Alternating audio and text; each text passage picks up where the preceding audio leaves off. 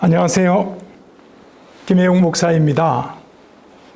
2022년 장애인 선교 지도자 세미나를 현장과 또 온라인으로 강의하는 최초의 상황이 되었습니다. 자, 그래서 여러분들의 양해를 구하고 이 강의에 잘 집중해서 도움을 받으셨으면 참 좋겠습니다. 첫 번째 강의로 2022년도 장애인 선교 지도자 세미나에 대한 주제 강의를 하도록 하겠습니다. 자, 이번 주제 강의의 제목은 이 시대에 꼭 맞는 주제라고 생각해서 변화를 추구하는 그리스도인이라고 잡아보았습니다. 크리스찬에게는 두 종류가 있는 것 같습니다. 변화된 크리스찬과 또 변질된 크리스찬입니다. 그 모든 크리스찬은 주님의 모습으로 점점 변화되고 닮아가는 이것이 정상적이라고 생각이 됩니다. 그러나 세상에 변질되어서 세상에 있는 여러 사람들과 비슷하게 닮아간다면 그것은 문제가 되지 않을까 싶습니다. 우리가 잘 알듯이 타락한 세상의 물결이 파고가 너무 세고 또 거세게 달려오고 있습니다. 그 물결을 피하기는 어렵겠죠. 따라서 그 어느 때보다도 바른 신앙생활을 하기가 어려운 상황입니다. 코로나 때문에 더욱더 바른 신앙생활은 하기가 어렵다고 생각됩니다. 특히 교회의 지도자들은 교회 안에서 본을 보이면서 능력을 갖고 가르쳐야 하는 살기 쉽지 않음을 다시 한번 생각해 보게 됩니다. 이러한 상황에서도 올 한 해 주님이 맡겨주신 거룩한 사역을 해야 되는데 어떻게 해야 되는지 변화를 추구하는 그리스도인이라는 제 강의를 통해서 여러분 도전받고 또 힘을 얻을 수 있기를 바랍니다. 자, 본문을 함께 읽어보도록 하겠습니다. 로마서 12장 2절 말씀 한 절입니다. 너희는 이 세대를 본받지 말고 오직 마음을 새롭게 함으로 변화를 받아 하나님이 선하시고 기뻐하시고 온전하신 뜻이 무엇인지 분별하도록 하라. 이제 주제 강의에 본론을 들어가기 앞서서 아이스 브레이킹을 좀 하도록 하겠습니다. 마가복음 9장에 보면은 예수님께서 베드로와 야고보와 요한을 데리고 높은 산에 올라가신 내용을 기술을 해놓고 있습니다. 소위 변화산이라고 하는데 그 변화산은 헬몬산이라고도 얘기합니다. 레바논과 시리아 국경에 있는 산인데 2,800m 되는 높은 산이에요. 갈릴리 호수에서 보면은 북쪽으로 높은 산이 보입니다. 사시사철 흰 눈이 덮여 있는 그야말로 높은 산입니다. 시편 133편 3절에 보면은 헐몬의 이슬이 시온의 산들에 내린 같도다 라고 표현이 되어 있는데 이 헐몬이 바로 헬몬산입니다. 이 헤르몬 산에서 주님은 놀랍도록 변모하시는 것을 보게 됩니다. 주님의 얼굴이 해같이 빛나고 옷이 휘어져서 광채가 났다고 기록되어 있습니다. 여기에 대해서 하나님의 음성이 들리게 되죠. 성경에 한 3번 정도 언급되는 것 같은데요. 하나님의 음성은 이렇습니다. 이는 내 사랑하는 아들이니 너희는 그의 말을 들으라. 새 제자는 얼마나 놀랐겠습니까? 너무나 황홀한 경험이었다고 생각됩니다. 그래서 베드로는 이렇게 얘기합니다. 여기가 좋사오니 초막 셋을 짓고 주님 살았으면 좋겠습니다. 이렇게 얘기하죠. 자, 여기서 우리가 생각해야 될 부분이 있습니다. 예수님은 왜 변화된 모습을 제자들에게 보여주셨을까요? 간단하게 말씀드리면은 영적 깨달음을 주시기 위함이었습니다.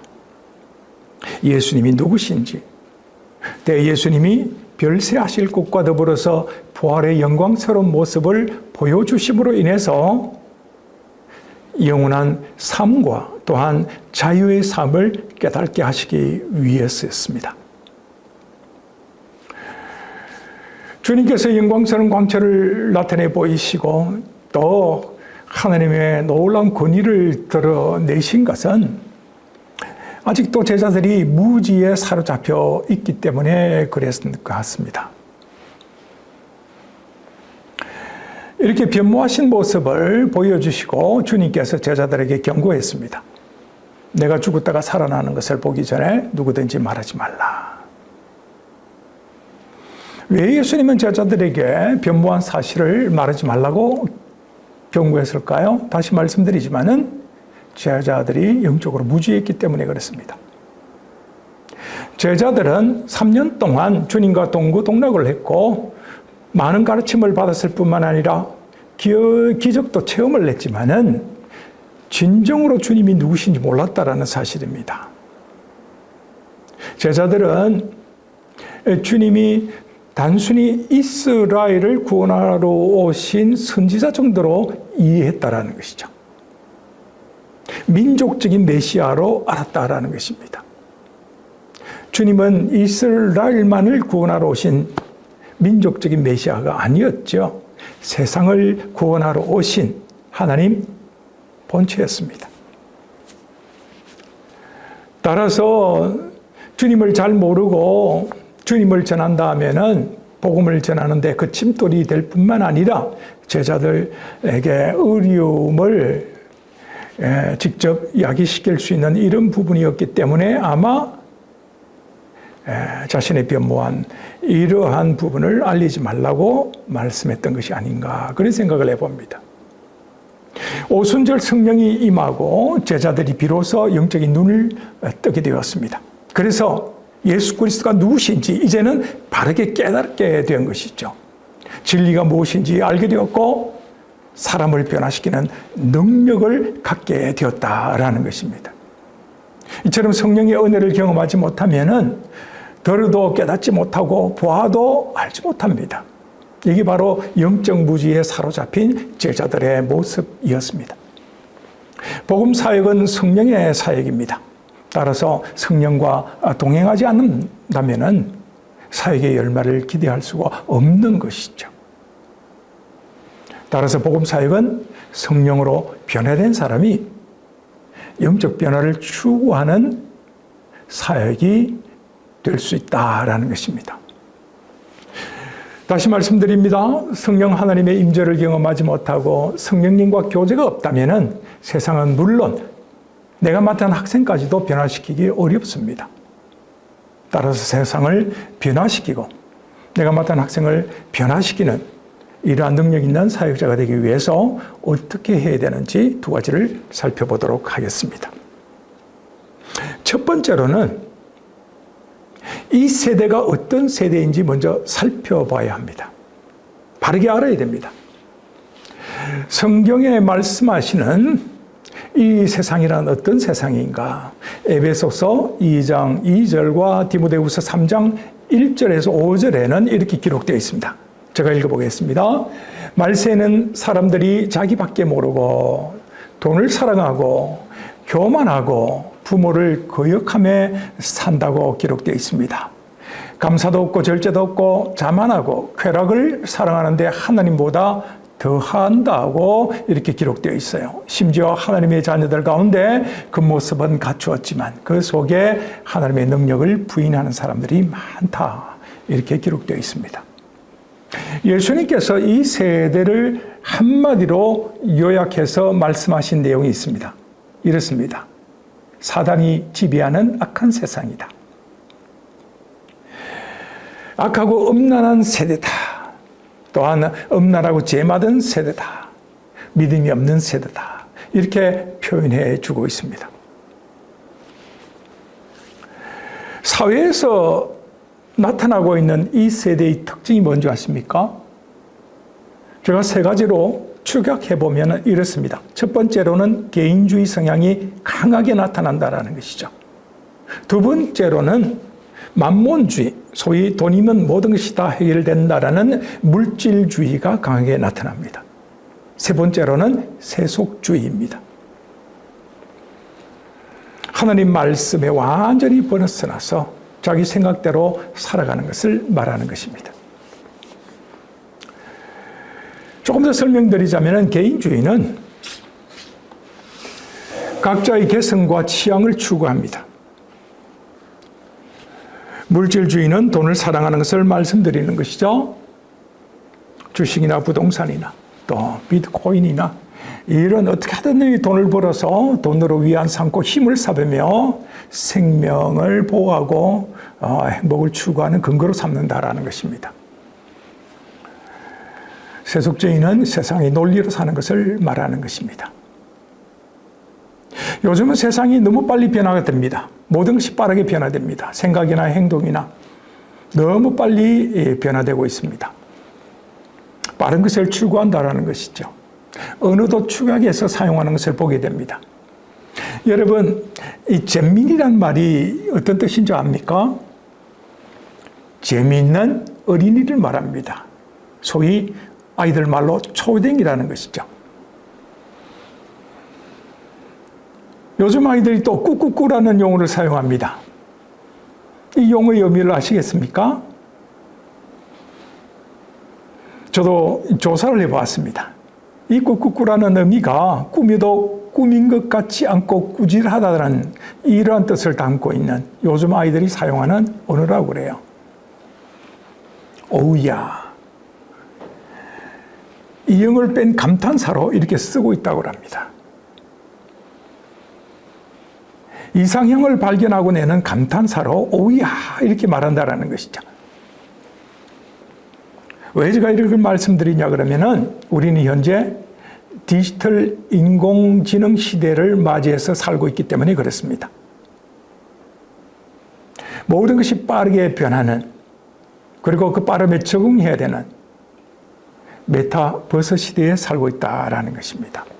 이 메타버스 시대라는 말을 간혹 들을 것입니다. 쉽게 얘기하면은 정강 현실 세계 그리고 라이프 로깅 세계 또 거울 세계 가상 세계라는 것이죠. 쉽게 말하면 온라인 세계 또는 가상 세계를 의미하는 것입니다. 저희들이 요즘 코로나 때문에 굉장히 어려운데요. 우리 모두가 다 코로나 시대를 맞이해서 어렵게 살아가고 있지 않습니까?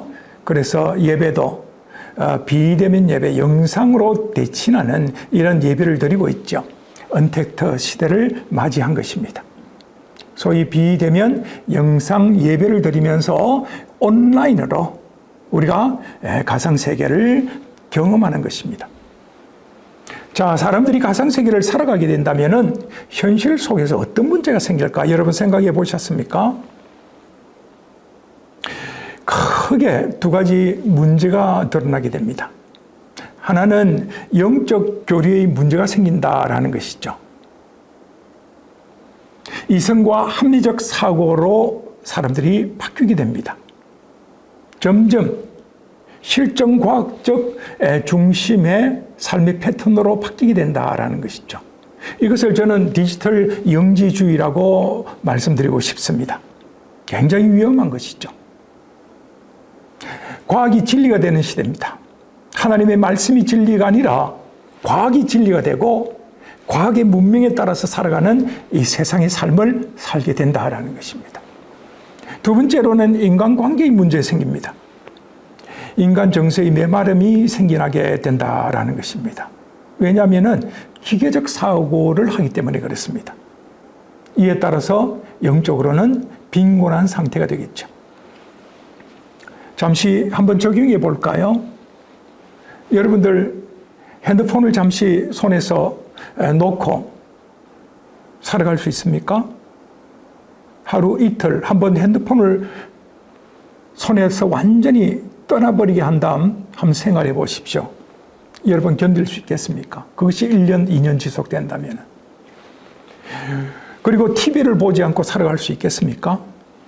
굉장히 어렵습니다. 이처럼 우리는 이미 가상현실이라는 이런 세계 속에서 살아가고 있다라는 것이죠. 그래서 이 시대에 그리스도인들이 점점 이런 가상현실 속에서 빠져들게 된다면은 이제는 바른 신앙생활을 하기가 어렵고 종교 생활을 하게 된다라는 것입니다. 이 말은 형식적이고 기계적으로 신앙생활을 하게 된다라는 말씀입니다. 이것이 바로 변질된 크리스천의 모습이라고 생각됩니다.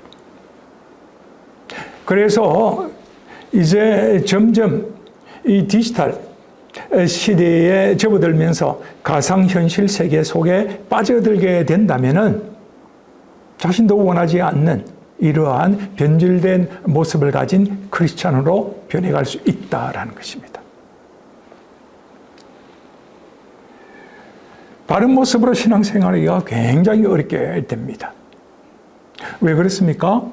자기 의지를 믿음으로 통제하기 어렵기 때문에 그렇습니다. 자기 의지를 가지고 진리된 하나님의 말씀에 기초해서 살아가기가 어렵다라는 것이죠. 감각적인 이런 삶을 살기 때문에 쉽게 자기 의지를 말씀에 굴복시키기가 어렵다라는 것이죠. 그래서 이 세대로 특징 짓는 가상현실 세계 속에 속한 삶을 살게 된다는 것입니다. 그래서 오늘 주제 말씀 속에 주가 뭡니까? 너희는 이 세대를 본받지 말라 라고 주님이 말씀하시는 이 말씀을 우리는 귀담아 들어야 됩니다. 너희는 이 세대를 본받지 말라 라고 말씀하실 때 이 본받지 말라라는 말은 헬라어로 살펴보니까 시스케마 티조라는 말씀이에요. 비슷하게, 어떻게 보면 잘 모를 정도로 비슷하게 닮아간다라는 것입니다. 마치 제록스의 복사하다 보면은 똑같이 나타나는 거 있죠. 크리스천들이 세상 사람들과 똑같이 닮아간다라는 것이죠. 구분이 안 된다는 뜻입니다. 그렇기 때문에 더욱더 너희는 이 세대를 본받지 말라 라는 이 바울 사도의 말씀을 우리는 경계심을 갖고 들어야 될 줄로 압니다. 우리는 두 가지 삶 속에 하나를 선택하며 살아가야 됩니다. 세속적인 삶, 변질을 추구하는 세속적인 삶이냐, 아니면 변화를 추구하는 영적인 삶이냐. 세속적인 삶은 돈을 가장 중요한 가치로 생각하며 세상의 논리를 따라가는 삶입니다. 돈이 우리의 삶의 행복을 추구하고 편리하고 평안을 가져주는 수단이 아니라 본질로 생각한다라는 것이죠. 이 돈을 본질로 생각하는 이러한 삶은 늘 염려하며 살아가야 되는 삶이 될 것입니다.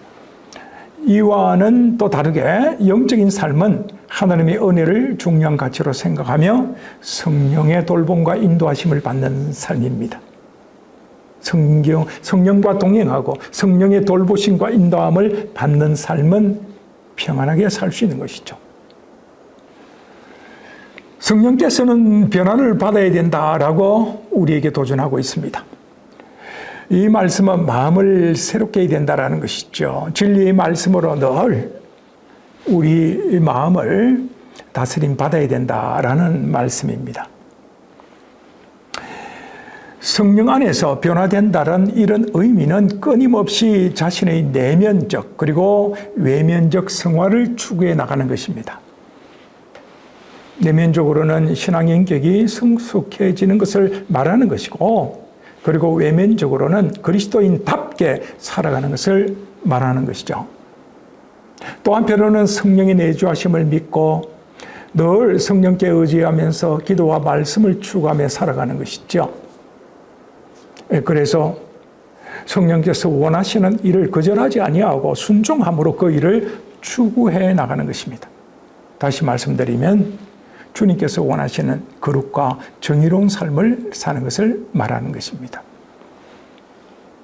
정말 거룩을 추구하고 타협하지 않고 정의를 추구하는 삶 쉽지 않습니다. 성령 안에서 사로잡히고 철저하게 성령에 순종하는 삶을 산다면 모를까, 그렇지 않으면 쉽지 않습니다. 마음대로 잘 안 된다라는 것이죠. 어떻게 해야 되겠습니까? 시대는 점점 세속화된다고 말씀되고 있습니다. 점점 타락한 세상 속에 우리가 내던져져 있고 우리 자신의 의지로 내 스스로 통제할 수 없습니다. 자신을 통제하기 어렵고 자아를 내세우면서 살게 되는, 그럴 수밖에 없는 이 세상 삶 속에서 우리는 어떻게 살아야 되는가 고민해야 됩니다. 우리의 내면의 세계는요, 상처로 가득한 거예요. 상처로 얼룩져 있어요. 그리고 빛과 어둠의 혼합물이 가득한 곳이 우리 마음입니다. 그래서 욕심을 내게 돼 있고 작은 일에도 분노하게 돼 있고 만족하지 못하면서 늘 남과 비교하고 염려하며 살아가게 되어 있죠. 이게 우리 자유, 우리 내면의 세계입니다. 자, 주님의 말씀대로 진리를 추구하며 정의를 실현하는 이러한 삶, 거룩한 크리스천으로 살아가기 위해서는요, 변화된 자가 필요합니다. 다시 말하면 믿음으로 살려고 하는 제3의 의지인 성령께 순종하는 이러한 삶을 살아야 된다라는 것입니다. 그렇기 때문에 성령의 돌보심과 인도하심과 주장하심에 순종하는 것이 너무 중요하다라는 것입니다. 정리해 볼까요? 마음을 새롭게 함으로 변화된다는 말씀은 하나님의 말씀에 순종하는 믿음으로 사는 크리스천을 의미하는 것입니다. 세상은 사단이 지배하고 있습니다. 그래서 세상은 악하고 음란하며 죄 많은 곳이라고 얘기하고 있습니다. 믿음 없는 이 세대를 극복하고 이기며 사는 방법이 무엇이겠습니까? 오직 한 가지입니다. 성령의 은혜를 사모하고 그 능력으로 살아가는 것입니다. 왜냐하면 거룩한 영, 성령께서 오직 사단을 굴복시킬 수 있기 때문에 그렇습니다. 그래서 하박국 선지자가 말한 대로 상황이 얼마나 흉흉하고 두렵고 또 여러 가지 시험거리가 많다 할지라도 오직 믿음으로 살리라 하는 이 굳은 결심, 의지 가지고 살아가는 것이죠. 이게 세상을 이기는 방법입니다. 급변하는 이 세상을 따라가는 변절의 동료가 되는 것이 아니라 올바른 방향으로 이끄는 변화의 주체가 되어야 합니다. 세상에 뒤처짐은 마치 도태되는 것처럼 이렇게 생각하고 그래서 더욱더 돈의 욕심을 내고 또 자기 강한 자아를 앞세우면서 살아가는 사람들이 있습니다. 아닙니다. 이건 잘못된 거예요. 오늘 주님 말씀처럼 이 세대를 본받지 않고 오직 마음을 새롭게 함으로 변화를 받아서 제3의 의지인 순종하는 믿음으로 살아가야 된다라는 것을 꼭 기억하시기 바랍니다. 그래야 세상을 이길 수 있습니다. 내 가정을 지킬 수 있습니다. 자, 두 번째, 변화를 추구하는 그리스도인은 하나님의 선하시고 기뻐하시고 온전하신 뜻을 분별하며 사는 사람입니다. 하나님이 선하시고 기뻐하시고 온전하신 뜻이란 무엇입니까? 데살로니가전서 4장 3절에 보면은 이렇게 한마디로 간단하게 축약되어서 우리에게 말씀해 주고 있습니다. 이것입니다. 바로 하나님의 뜻은 이것이니 너희의 거룩함이라. 거룩이란 무엇입니까? 하나님께서 거룩이라고 말씀하실 때는 구별해 놓는다라는 거예요. 구별된다라는 것입니다. 세상에서 세상 사람들과 같지 않고 하나님의 사람, 거룩한 사람으로 딱 구별시켜 놓는다는 것이 바로 거룩인 거예요. 거룩한 사람은 어떻게 살아야 됩니까? 세상의 논리가 아닌 하나님의 논리, 다시 말씀드리면 성경의 가르침을 따라서 믿음으로 살아가는 것을 말하는 것이죠. 이게 구별된 사람이에요. 자, 그렇다면 크리스찬은 세상 사람들과 구별된 삶을 살아야 되는데, 그러면 이것이 무엇인가? 세 가지를 말씀드립니다. 첫 번째로는 성도로서 자기를 부인하는 삶을 살아야 됩니다. 자기 자신을 앞세우는 것 아니라, 다시 말하면 자아를 앞세우는 삶이 아니라 성령께 순종하는 삶을 살아야 된다라는 것입니다. 이것이 바로 예수님의 제자로 살아가는 가치관을 갖고 살아가는 사람이죠. 두 번째로는 성도로서 믿음으로 사는 삶을 말합니다. 날마다 진리에 대해서 고민하며 또 진리의 말씀을 읽고 또 그 진리의 말씀대로 살아가는 거룩한 삶을 말하는 것이죠. 이런 사람을 가리켜 그리스도의 정체성이 살아있는 사람이다, 이렇게 말할 수 있습니다. 세 번째로는 성도로서 별세의 삶을 사는 것을 말합니다. 별세의 삶이란 무엇입니까? 천국을 소망하는 삶을 말하는 것이겠죠. 이런 삶을 두고 천국 소망이 가득한 인생관을 갖고 사는 사람이다, 가진 사람이다, 이렇게 표현할 수 있습니다. 자신이 크리스찬으로서 주님을 닮아가고 있다는 사실을 어떻게 알 수 있을까요? 여러분 한번 생각해 보시기 바랍니다. 나는 해마다 주님을 점점 닮아가고 있어. 어떻게 알 수 있을까요? 제일 쉬운 방법이 있습니다. 그것은 바로 가족이나 가까운 지인들한테 한번 평가를 받아보는 것입니다. 한 해가 지날 때마다 내가 점점 주님을 닮아가고 있는가, 그 모습이 드러나는가, 성숙하고 성장하는 모습이 나타나는가, 그것을 평가받아라라는 것입니다. 그래서 가족이나 가까운 지인들이 날마다 예수님 닮아가는 모습이 보입니다 라고 한다면 여러분들은 저의 강의를 들을 필요가 없는 분입니다. 그러나 그런 모습이 보이지 않는다고 평가를 받는다면 저의 말씀을 귀담아 들어야 됩니다.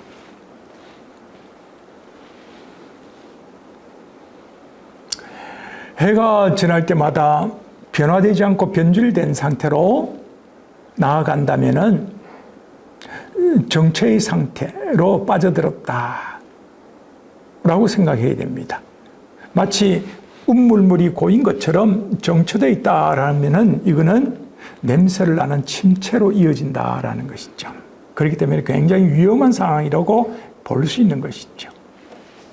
사단은 늘 우리를 변질되게 만듭니다.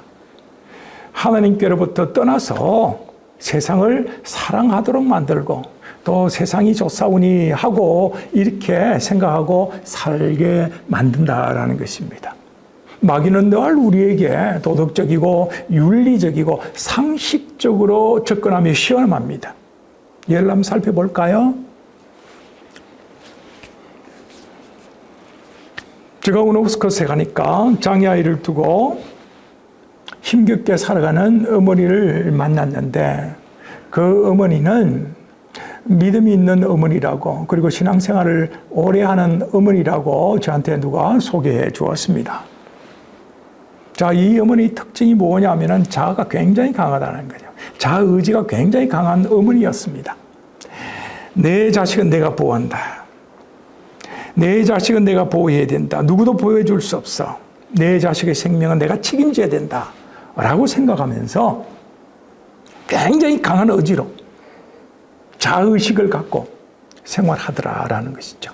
제가 보기에는 그것이 굉장히 상식적이고 보편적인 가치고 또 당연하고 그래야 된다라고 생각할 것 같지만은 제가 볼 때는 매우 위험하다라는 것이죠.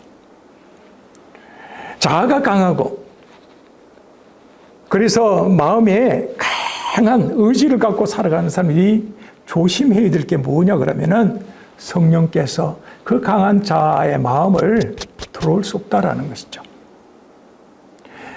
자아의지가 강한 사람은 성령께서 우리 마음에 내주하기가 어렵다라는 것이죠.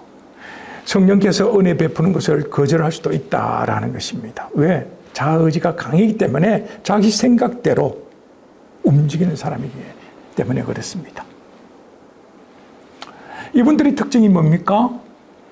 엄청난 고난의 삶을 살고 그리고 상처가 많기 때문에 이제 굉장히 상식적이고 윤리적이고 도덕적이라고 할 수 있는 내 자식 생명은 내가 지킨다라고 생각하는 거예요. 여러분, 믿음의 본질로 돌아가서 한번 생각해 보지요. 생명은 누구의 것입니까? 하나님의 것 아니겠습니까? 그렇다면 생명은 누가 지킬 수 있습니까? 하나님이죠. 하나님이 우리의 생명을 지키고 또 돌보십니다. 우리가 생각을 조금 더 넓게 해야 돼요. 우리는 돈으로 모든 것을 할 수 있고 또 내 자식의 생명은 내가 책임져야 된다라고 생각하지만은 그건 틀린 생각이에요. 이거는 마귀가 우리를 유혹하고 시험할 때 갖도록 하는 생각이다라는 것입니다.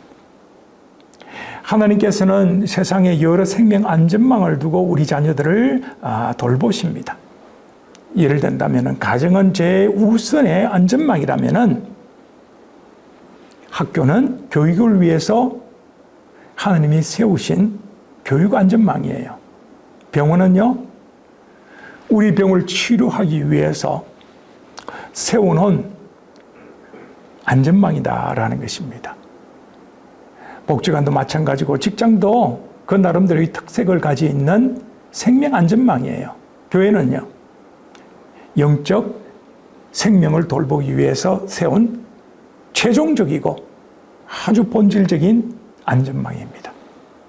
자, 그래서 우리가 생각해야 될 것은 뭐냐 그러면은 하나님을 믿는 마음으로 세상을 바라보는 것이에요.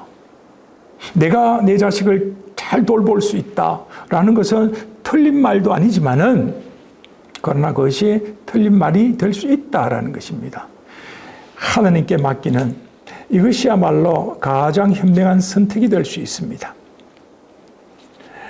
그래서 자아를 통제하지 못하고 강한 자아와 신념을 가지고 내가 내 자식의 생명의 주관자 노릇을 한다면 내가 하나님이 되어버린다라는 것이죠.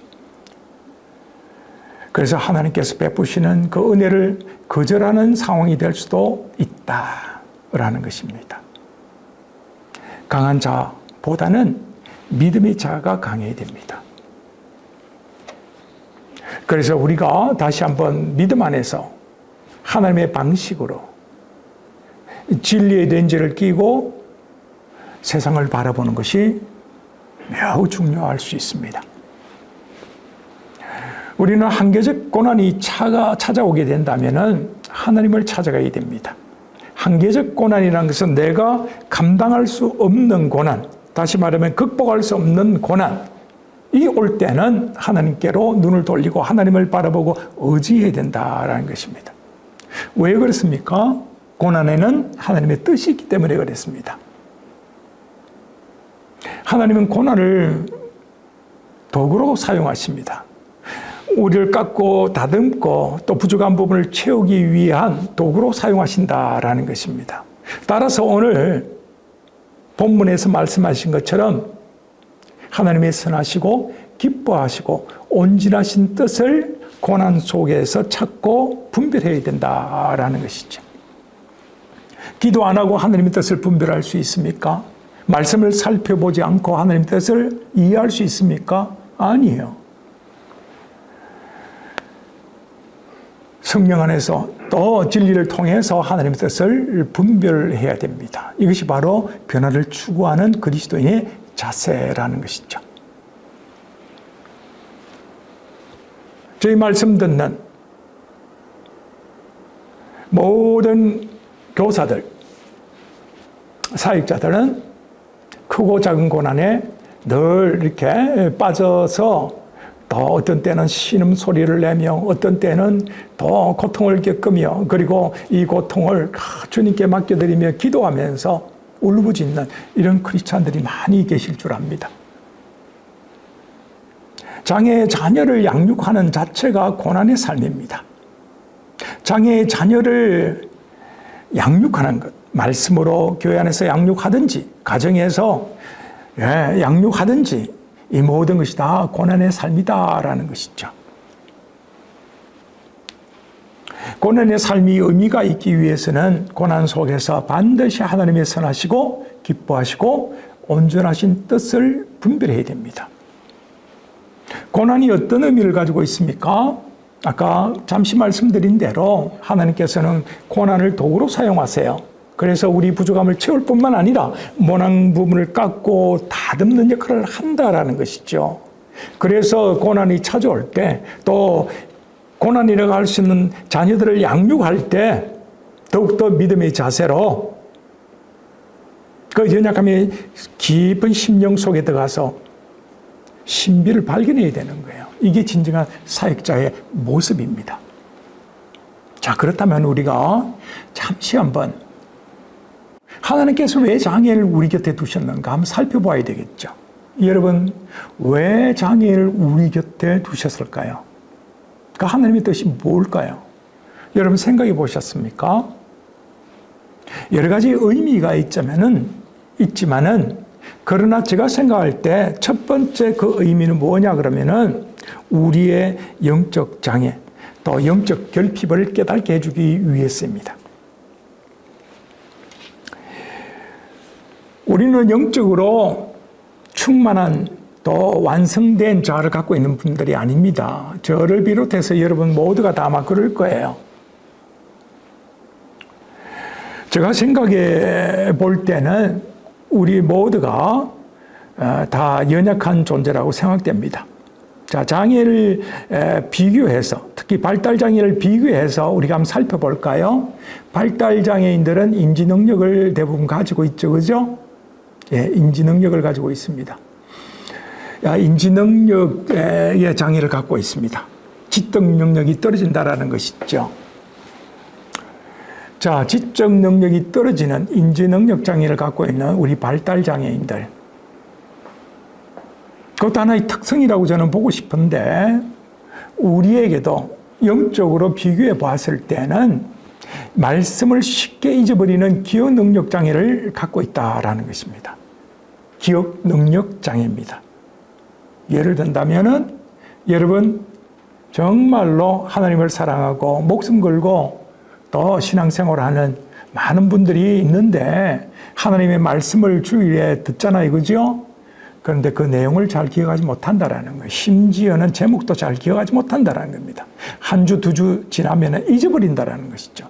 여러분 지난주 담임 목사님께서 설교하신 내용과 그 주제 말씀, 제목의 말씀을 기억합니까? 한번 적용해 보세요. 지난주니까 아마도 기억하실 것 같은데 2주 전 거는 기억하십니까? 내용이라도 기억해야 되잖아요. 아니면 핵심적인 내용이라도 쉽게 잊어버린다라는 것입니다. 여러분 이처럼 발달장애인들을 통해서 우리에게 도전을 주고 있다는 것을 깨달아야 됩니다. 발달장애인들이 상동 행동장애를 갖고 있습니다. 똑같이 반복해서 행동한다는 것이죠. 예를 들어서 머리를 흔들고 몸을 흔드는 이런 행동을 한다라는 것이죠. 우리는 이것을 부적응 행동 내지는 문제 행동이라고 말합니다. 자, 우리는 어떨까요? 무의미한 일에 집착해서 반복 행동을 하지 않습니까? 무의미한 일. 제가 말씀을 다 드리기 어렵지만은 우리도 무의미한 일에 반복적으로 집착해서 행동을 하는 것을 많이 보게 됩니다. 이것을 깨달아라라는 것이죠. 그 다음에 자기 집착 장애가 있습니다.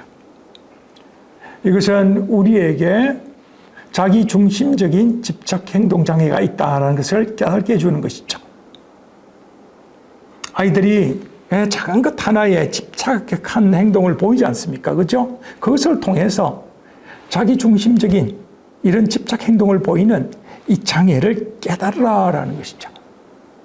자극 통합 능력 장애라고 또 발달 장애인이 갖고 있는 장애가 있어요. 이것은 세상 것에 마음을 쉽게 빼앗기는 감각 장애다. 저는 이렇게 표현하고 싶고요. 학습 능력 장애를 갖고 있는 우리 발달 장애인들. 이것을 통해서 우리가 깨달아야 될 것은 말씀과 기도의 부적응 영적 장애다. 저는 그렇게 표현하고 싶습니다. 저는 한마디로 우리 곁에 두신 이런 발달 장애인들은 바로 영적 거울이라고 생각됩니다. 여러분, 안데르센 동화 이야기 중에서 벌거벗은 임금님이라는, 벌거숭이 임금님이라는 이런 제목의 이 얘기 여러분 기억하십니까? 안데르센 동화 중에 벌거숭이 임금님이라는 건 명작으로 남아있는 것이 있습니다. 몸에 아무것도 걸치지 않는 임금님. 그래서 백성들 안에 들어가서 아무 일 없듯이 이렇게 거니는 것을 보게 됩니다. 사람들이 많이 환호합니다. 그러나 그 중에 한 아이가 현실을 얘기하고 있죠. 임금님은 벌거벗었다. 임금님은 벌거벗었다. 어린아이는 있는 그대로 현실을 말할 줄 아는 순진한 마음과 용기를 지니고 있습니다. 제가 이 말씀을 드리는 이유는 크리스찬 중에 자신의 영적 실체를 깨닫지 못한 분들이 많이 있기 때문에 그렇습니다. 예수님은 이런 분들을 영적으로 깨닫게 하시기 위하여 시각장애인을 도구로 사용해서 우리에게 교훈을 주신 내용이 있죠. 시각장애인의 눈을 뜨게 해주시고 교훈을 해주셨단 말씀 여러분 기억나십니까? 내가 심판하러 이 세상에 왔으니 보지 못하는 자들은 보게 하고 보는 자들은 맹인이 되게 하려 함이라. 이렇게 말씀하셨어요. 하나님께서 영적 결핍이나 영적 장애를 가진 분들을 깨닫게 하기 위하여 신체 장애인을 거룩한 도구로 사용하신 하나의 예입니다. 이처럼 하나님께서는 발달 장애인이 가진 순수한 특성을 통하여 비장애인들의 영적 결핍과 영적 장애를 깨닫게 하신다라는 것입니다. 이런 의미에서 발달 장애인은 영적 거울과 같은 존재인 것입니다. 예수님이 사역하셨던 당시 종교 지도자들이 있었습니다. 크게는 두 부류가 있었죠. 사두개인들 그리고 바리새파 종교 지도자들입니다. 이들 모두가 다 영적 무지에 빠져 있었습니다. 예수님이 누구신지도 몰랐고 오히려 그들을 돕기 위하여 오신 주님을 심하게 핍박했습니다. 종교적 교만이 대단했던 사람들이죠. 그들은 변질된 신앙인으로서 살았기 때문에 주님으로부터 무서운 책망을 받았습니다. 회칠한 무덤이라고, 독사의 자식들이라고 정말 무서운 책망을 받았습니다. 이 시대를 살아가는 크리스천들도 내가 세속화되어 있지 않았는지 그리고 영적 무지의 늪에 빠지지 않았는지 스스로 살필 수 있어야 됩니다. 왜냐하면 영적 무지는 복음 전파를 방해하고 주님의 뜻을 올바르게 전하지 못하게 하기 때문에 그렇습니다. 주님의 뜻을 거스르게 하는 것이죠. 따라서 우리는 하나님께서 우리 곁에 두신 발달장애인을 통해서 우리 자신 스스로 영적 결핍과 영적 장애를 깨닫고 정말로 변화산의 세자자처럼 하나님의 영광스러운 모습을 대하듯 날마다 그렇게 살아야 될 줄로 압니다. 변질된 사람은 영적 변화에 관심이 없습니다. 그러나 변화를 추구하는 그리스도인은 늘 영적으로 깨어있기를 원하고 그리고 영적으로 성숙하기를 원해서 믿음의 삶을 살아가기로 작정하고 어떤 고난도 받아들이면서 주님을 닮고자 노력합니다. 영적 변화를 추구하는 그리스도인의 특징이 있습니다. 그것은 자기 스스로 아름다운 사람이 되려고 한다는 것입니다. 아름다운 사람이란 게 어떤 의미입니까? 주님의 말씀에 순종하여 복음을 위해서 스스로 고난의 삶을 적극적으로 받아들이며 사는 사람입니다.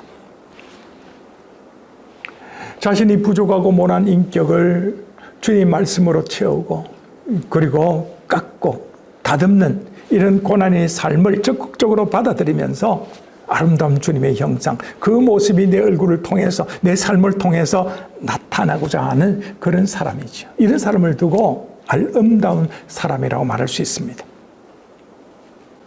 그리스도인은 아름다운 사람이 되어야 됩니다.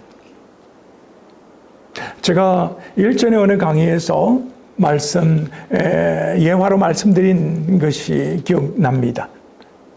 부산 태종대에 가보면 몽돌 해변이라고 있습니다. 해변가에 까만 돌들이 많이 이렇게 널브러져 있는데 그 돌들이 본래는 다 이렇게 모난 돌이었어요. 그러나 파도에 깎이고 다듬어져서 모두가 다 둥근 돌이 되었던 것입니다. 이 둥근 돌, 이 몽돌이 바닷물에 씻기고 그리고 햇빛을 쫙 받을 때 되면은 그 몽돌이 보석처럼 찬란하게 빛나는 것을 보게 됩니다. 바로 이것을 말하는 것이죠.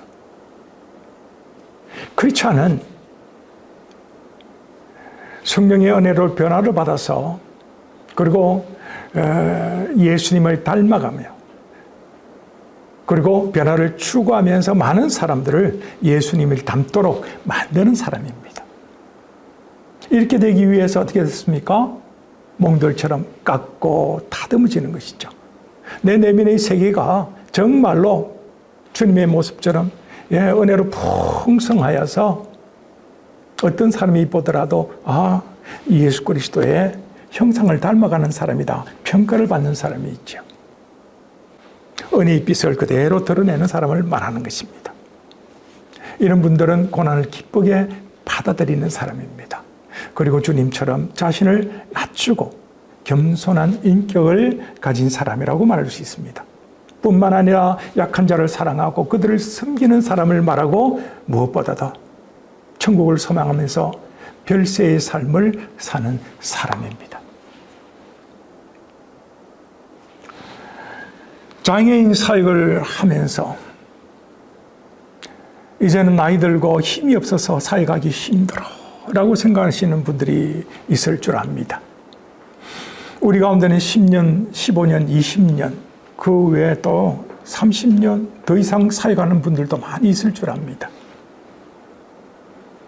나이가 들어서 힘이 없고 이제는 사역을 그만해야 되겠네 라고 생각하지만 그래도 주님이 원하신다면 이렇게 사역을 생각을 해서 그래도 마지막까지 촛불이 자신이 몸을 태우고 주위를 밝히듯이 온전한 헌신으로 살아가는 사람,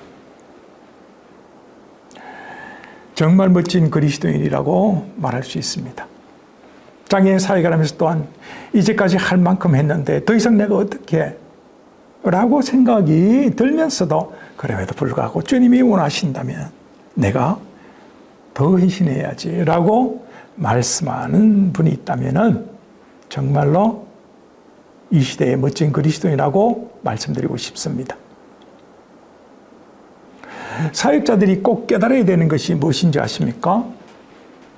다시 말씀드리지만은 내가 영적으로 결핍되어 있고 또 영적으로 분별력이 약하다라는 것이죠. 이것을 깨닫는 사람입니다. 이것이 바로 사역자들이 가져야 될 자세라고 생각합니다. 하나님께서는 우리 곁에 장애인을 두시고 특히 발달장애인을 두시고 연약함의 신비를 깨닫도록 하셨습니다. 그래서 우리는 날마다 영적인 변화를 추구하는 삶을 살아야 됩니다.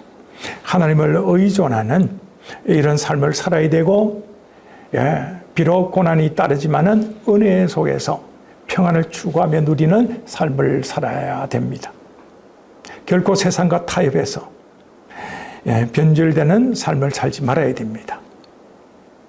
하나님 나라는 작은 자, 약한 자가 중심이 되는 나라입니다. 어릴 때 교회 학교에서 돈으로 못 가요, 힘으로도 못 가요, 믿음으로 가는 나라가 하나님 나라라고 배우지 않았습니까? 하나님 나라는 돈이 아니라, 힘이 아니라 용모가 아니라 믿음으로 가는 나라입니다. 약한 자가 가는 나라입니다. 약한 자가 중심을 이루는 나라, 약한 자가 사랑을 받고 약한 자가 가는 나라가 하나님 나라라는 것입니다. 그래서 우리는 고난을 받고 점점 더 연약해지는 모습, 그래서 주님을 닮아가고, 그래서 고난받는 것이 우리의 유익이라고 생각해서 점점 더 예수 그리스도를 닮아가는 모습이라고 생각해서 고난에 즐겁게 참여하는, 그리고 더욱더 주님을 의존하는 그러한 삶을 살아가기를 바랍니다. 요즘처럼 코로나로 어려움과 위험이 있지만은 자신의 영적 상태를 살피고 또 변질되고 또 영적 침체가 되는 것이 두려워서 날마다 기도하면서 하나님의 은혜를 사모하는 이런 사람이 참 그리스도인이라고 생각됩니다. 여러 가지 어려움이 있지만 그럼에도 불구하고 복음을 위해서 자신을 온전히 들여서 헌신하는 크리스찬은 정말로 주님과 함께 천국에서 왕노릇하며 하늘의 상급을 받아 누릴 수 있다고 생각됩니다. 저뿐만 아니라 저희 강의를 듣는 아름다운 동역자 되신 여러분 모두가 다 하늘의 소망을 두고 예수 그리스도께서 우리에게 주신 그 명령을 잘 수행함으로 마지막 날 주님의 품 안에 안겨서 하루가 천년 같고 천년이 하루 같은 천국에서 영원히 왕노릇하며 행복하게 살아갈 수 있게 되기를 바랍니다. 이번 한 해도 여러 가지 어려움이 있겠지만, 특히 코로나로 어려움이 있겠지만은 변화를 추구하는 그리스도인으로서 또 변화의 열매를 맺는 이런 그리스도인의 그 모습으로 이번 훌륭하게 사역을 잘 감당해 주시기를 주님의 이름으로 부탁을 드립니다. 감사합니다.